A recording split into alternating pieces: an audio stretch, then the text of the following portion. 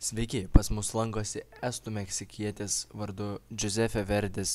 Jis labai daug dirbo ir kankinosi vardan tėvynės Austrijos. Tenais baigė Lenkų kultūros ministro filosofo Justino Bauerso universitetą ir dabar atvyko su mumis pakalbėti aktualią temą apie ispanų kultūros degradaciją. Buenos días, hola, dos cervezas por favor, ahora mismo, algo más, si un vaso de agua mineral, alguna tapa, depende qué tapas tiene.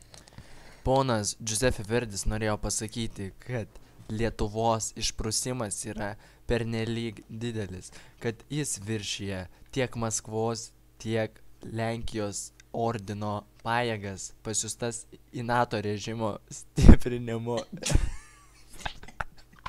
Davai, bl.